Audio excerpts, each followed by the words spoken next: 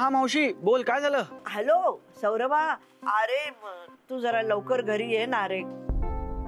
मावशी कसला आवाज येतोय हा? ए फोन ठेव तू कुणाला फोन लावतोयस? तू कुणालाही फोन लावलास ना तरी चूक तुझीच आहे, लक्षात ठेव. काय अरे, काही लोक ना इथे आपल्या नावाने घोषणा देत आपल्या दारासमोर आलेत. कसं तरी होते, तू ये बाबा लवकर. ए फोन ठेवतो, नाटकं बंद कर तुझी. तू इकडे पोलीस निरीक्षकाला बोलवलंस ना तरी चूक तुझीच आहे, मागे हटणार नाहीये मी. तुम्ही जरा 2 मिनिटं थांबता का? अरे मी केव्हाची थांबले बाबा, तुझी वाट बघते, तू ये ना लवकर. तू काळजी करू नको, मी आलो लगेच आलो. Hello hello. तू पळून गेलास ना तरी तुझ्या गाडीचा नंबर बरोबर लक्षात ठेवलाय मी, शोधून काढीन तुला, सोडणार नाहीये. ऐका ना, माझी चूक झाली मला मान्य आहे. चिखल माझ्यामुळे उडला हेही मला मान्य आहे, तुमचे कपडे खराब झाले हेही मला मान्य आहे, पण मी त्याची माफी मागितली. तुम्हाला सर्वतोपरी समजवण्याचा प्रयत्न केला, पण तुम्हाला समजून घ्यायचं नाही, तुम्हाला फक्त भांडायचं आहे. त्यामुळे आता मी काही करू शकत नाही, मला आता जावं लागणार. तुम्हाला जे हवं ते करा. अरे पण ए थांब. अरे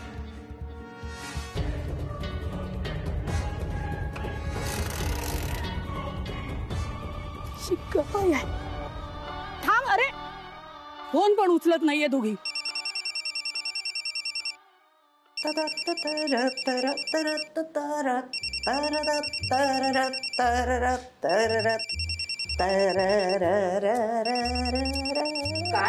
काय चाललंय का तुझं? तुझं काय चाललंय? ऑफिसमध्ये काम, घरी काम, कधीतरी जरा मजा करत जा ना. तू प्लीज तो ग्लास खाली ठेवशील का जरा? कोकम सरबत आहे, तुला हवाय? नको.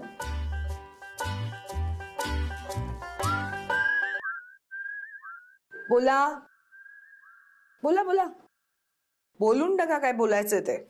त्या पट्याशी काय आबोला धरलायस? राधाच्या वागण्याचं टेन्शन तर कायमचं आहेच डोक्यावर. जगाचा सगळा भार जसा काही तुझ्याच डोक्यावर आहे. काय बरं चाललंय का तुझं? मग मी काय करावं असं म्हणणं आहे तुझं? पट्याशी डेट कर. आई, लग्न करायचं नाहीये ना तुला, पण पट्याची कंपनी तर आवडते की नाही तुला? हा, हो आवडते. म्हणजे राधाचा आणि तुझा प्रॉब्लेम एकच आहे.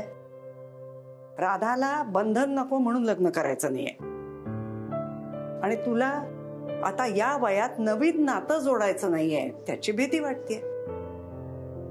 म्हणून म्हणतेय बघ राहून पट्या बरोबर. लग्नाशिवाय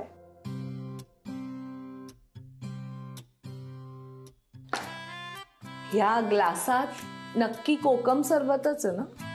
हो. अगं पण मी काय म्हणते त्याचा विचार कर ना जरा आधी.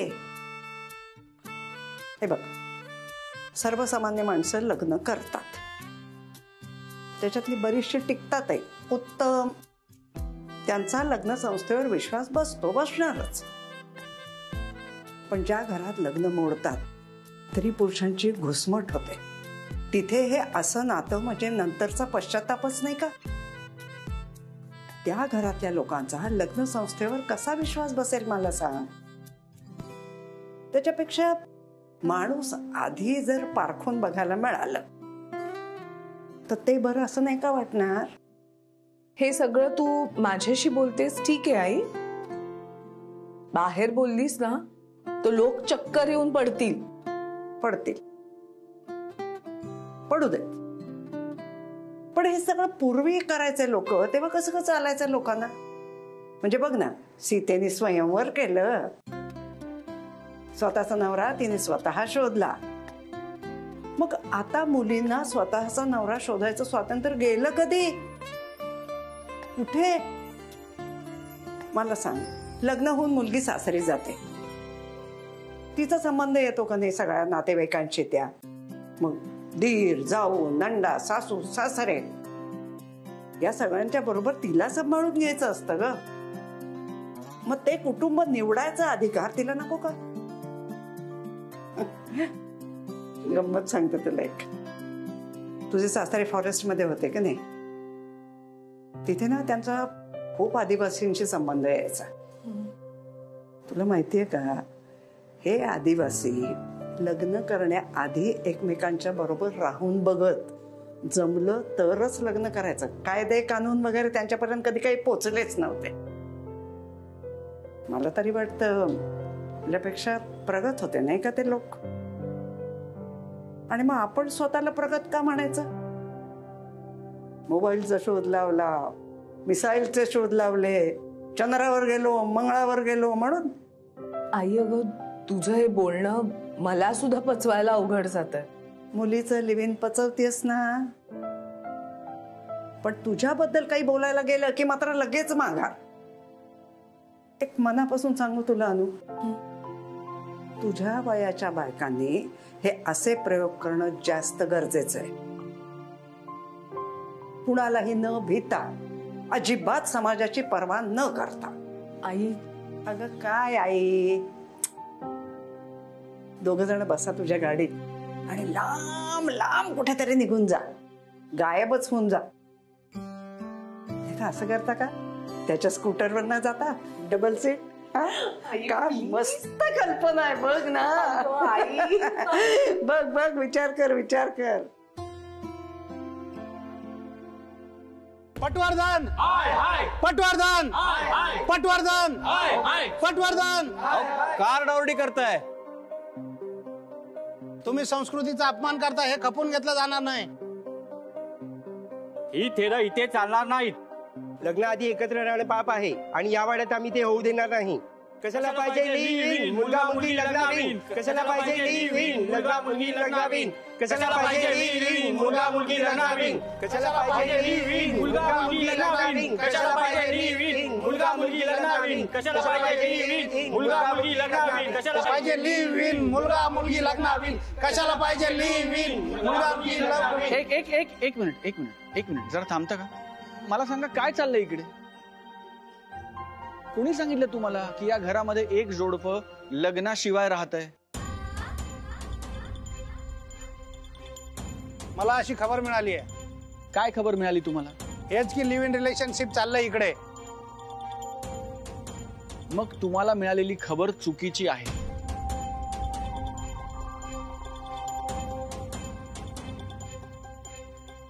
या घरामध्ये एक अत्यंत सुसंस्कृत कुटुंब राहतं.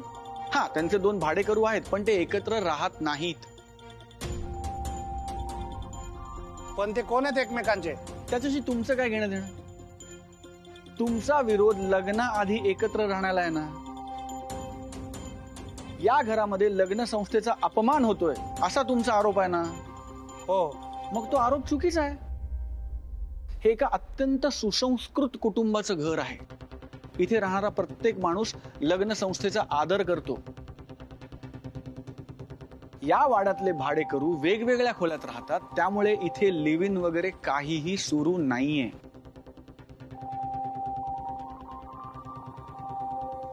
आता मी तुम्हाला सगळ्यांना हात जोडून विनंती करतो की तुम्ही इथून निघा. नाहीतर एका सुसंस्कृत घराच्या बाहेर तुम्ही उगाच कारण नसताना घोषणाबाजी देऊन त्या घरच्या मंडळींना त्रास दिला, अशी तक्रार मला पोलीस चौकीत जाऊन करावी लागेल.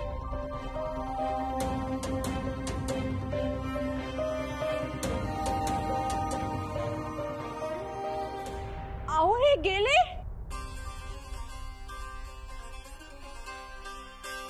अरे वा वा वा, गेले सगळे गेले. भाऊजी, तुम्ही अगदी कमालच केलीत. हो, कमाल केलीत. राधा, इथे जरा आत येता, मला तुमच्याशी बोलायचं.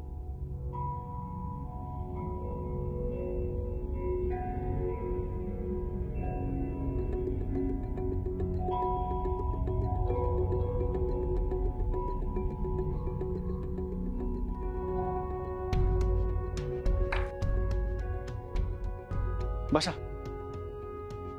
बसा.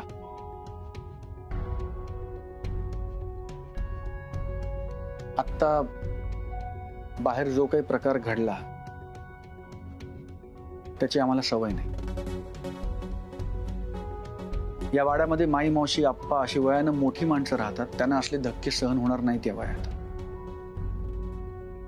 या वाड्यातल्या माणसांनी कधी पोलीस स्टेशनची पायरी चढली नाही, कधी कोणाशी वैर पत्करलं नाही. त्यामुळे तुम्ही दोघे इथे राहताय तोपर्यंत तुमच्यामुळे या वाड्यातल्या लोकांवर अशी वेळ येणार नाही याची काळजी घ्या, अशी मी तुम्हाला दोघांना विनंती करतोय. अरे दादा, पण आम्ही असं काय. एक मिनिट राधा,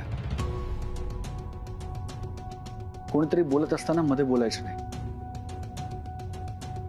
मी काय बोलतो ते शांतपणे ऐका, त्याच्यावर विचार करा. वाटलं तर नंतर आपापसात एकमेकांशी बोला आणि त्यानंतरही जर माझ्याशी बोलावं असं वाटलं तर माझ्याकडे या. फाईन. लिव्ह इन मध्ये राहायचं हा तुमच्या दोघांचा हट्ट आहे. आम्ही काही तुमचे पालक नाही, त्यामुळे हा निर्णय बरोबर आहे की चुकीचा हे ठरवायचा अधिकार आम्हाला नाही. म्हणूनच कदाचित तुमच्या या निर्णयाला आमचा पाठिंबा आहे का विरोध हे मॅटर करत नाही. पण तुम्ही आमच्या वाड्यामध्ये राहताय, या घरात राहताय, त्यामुळे तुम्ही इथे असेपर्यंत ती जबाबदारी आमची आहे. हितेन, तू माई मावशीच्या खोलीमध्ये राहतोस ना? येस दादा. सचू, त्याला ती दुसरी खोली उघडून दे. आजपासून तो तिथे राहील. तुम्ही एकमेकांच्या खोल्यांमध्ये जाऊ शकता, एकमेकांशी भेटू शकता, बोलू शकता, पण दारं उघडी ठेवू नये. रात्री 9 वाजल्यानंतर तुम्ही दोघांनी एकमेकांच्या खोलीत जायचं नाही. तुम्ही दोघे इथे राहत असेपर्यंत तुमच्या दोघांमध्ये बाकी कुठल्याही प्रकारचं नातं निर्माण झालेलं आम्हाला चालणार नाही. त्याची जबाबदारी आम्ही घेणार नाही. मग लिव्ह इनला काय अर्थ आहे? लिव्ह इनला शारीरिक जवळीक या पलीकडे खरंच खूप अर्थ आहे राधा. आणि मला मनापासून असं वाटतं की जितके दिवस तुम्ही इथे राहताय त्या दिवसांमध्ये एकमेकांच्या सहवासाने तुम्हाला तोच अर्थ सापडेल, गवसेल. हे या वाड्याचे नियम आहेत राधा. हे तुम्हाला पटत नसतील तर तुम्ही केव्हाही निघू शकता. दादा, पण एवढं स्ट्रिक्ट? होय हिते, एवढं स्ट्रिक्ट. कारण जी बंधनं मी तुमच्यावर घालतोय ती बंधनं जर तुम्ही पाळली नाहीत तर त्याचे फार फार मोठे परिणाम आहेत. आणि आता तरी तुम्ही दोघे एकमेकांच्या पाठीशी उभं राहणं, एकमेकांना समजून घेणं, एकमेकांना जाणून घेणं, एकमेकांच्या सहवासात राहणं या सगळ्या बाबतीतच झगडताय. त्यामुळे त्या गंभीर परिणामांना आत्ता तरी सामोरं जायला तुम्ही दोघे तयार आहात असं मला तरी वाटत नाही. मी तुम्हाला पुन्हा एकदा तेच सांगतोय, आम्ही तुमचे पालक नाही. हा वाडा तुमच्या चुकांची, तुमच्या वेडेपणाची जबाबदारी घेणार नाही. इथे चल आपण निघूया तिकडनं. पैसे नाही राधा. तू घरनं निघताना काहीच पैसे घेतले नाहीयेस का बरोबर? घेतले होते 3000. मग पण कसे घेतले मला विचार. तुला माहिती आहे ना पप्पा कसे मध्ये.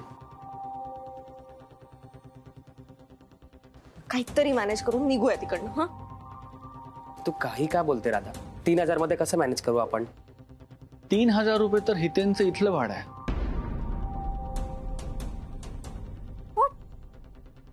त्याचं सेपरेट भाडं आहे?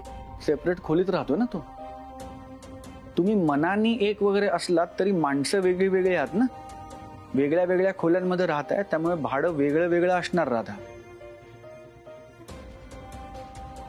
तू कसला बदला घेतोयस रे? कसलाच नाही. पटत नसेल तर निघा. सगळ्यांना मुद्दामून आता आपल्या विरोधात उभे राहतात. मग लग्न करा आणि बघा, हीच सगळी माणसं तुमच्या पाठीशी उभी राहतील आयुष्यभर. अरे एवढं का महत्व आहे त्या लग्नाला? आम्ही ऑलमोस्ट तेच करतोय ना. ऑलमोस्ट सेमच आहे ना. मग लग्नच करा. तू का प्रेशर टाकतोयस आमच्यावर? मी तुम्हाला मदत करत नाहीये म्हणून तुम्हाला वाटतंय की मी प्रेशर टाकतोय.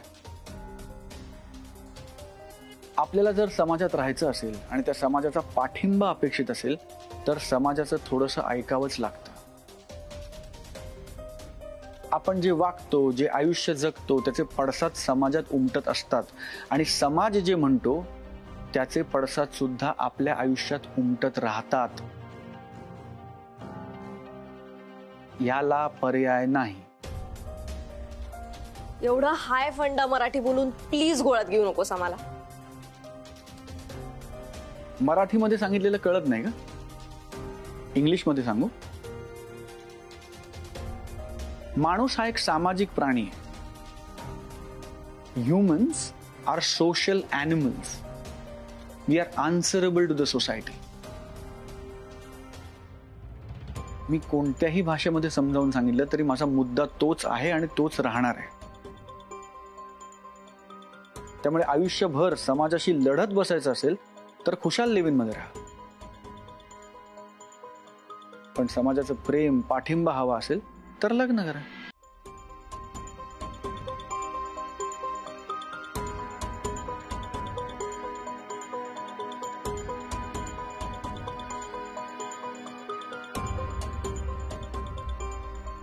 सचू,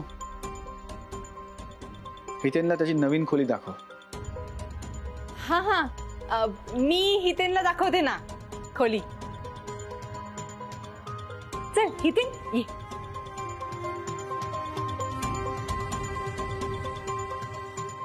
पप्पांचं बिझनेस आहे ना.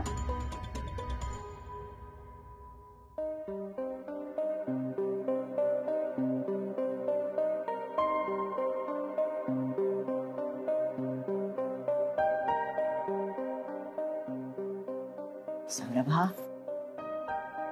अण्णांचा मुलगा शोधतोस. कुठलीही परिस्थिती आली ना तरी अगदी खंबीरपणे उभा राहतोस. तू असलास ना की जरा धीर वाटतो रे. तुला सांगते, या वाड्यावर हाय हाय मुर्दाबाद असं बोलण्याची कोणाची बिशादच नव्हती.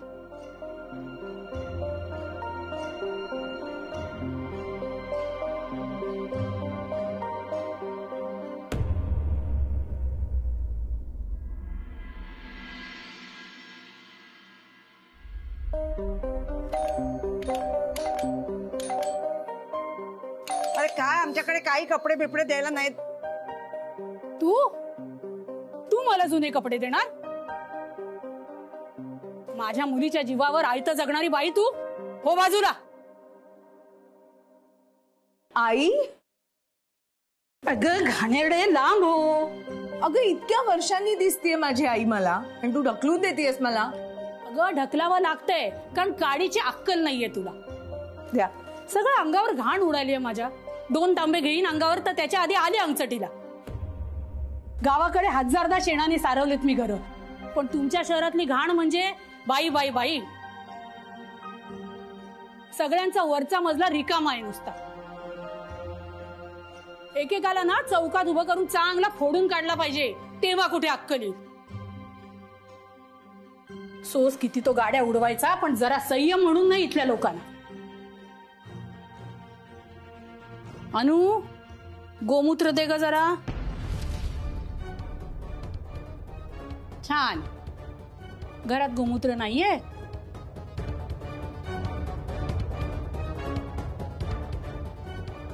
गंगे च यमुने चैव गोदावरी सरस्वती. इकडे बघा, हे गंगाजल आहे, घरात लागतं, मी इथे ठेवते, फेकून देऊ नका. आणि अनु, उद्या जाऊन ताजं गोमूत्र घेऊन ये. हो, ते दुकानातल्या चकचकीत बाटलीतलं नको आहे. गोठ्यात जाऊन ताजं घेऊन ये. आणि आधी त्या नालायकाला हुडक. त्याच्या कर्माची शिक्षा त्याला व्हायलाच हवी. त्याच्या गाडीचा नंबर नीट लक्षात आहे ना माझ्या? कावेरीच्या अंगावर चिखल उडवला नालायकाने. घरातलं तिसरं रत्न कुठे आहे? बाहेर गेलीये. बाहेर म्हणजे पुण्याच्या बाहेर गेलीये, सहलीला गेलीये. परत कधी येणार आहे? मला भेटायचंय तिला. उद्या. 5 दिवसांनी. एकमेकींकडे काय बघताय? कधी परतेल राधा? हरवली की काय माझी नात? हरवेल कशी? ती काय आता लहान बाळ आहे का हरवायला? मी माझ्या मुलीशी बोलते, आश्रितांशी नाही. आई, तू जरा फ्रेश होऊन येतेस का? आपण निवांतपणे बोलू. बोलावं तर लागणारच आहे आपल्याला. इथलं वारा काही ठीक दिसत नाहीये मला.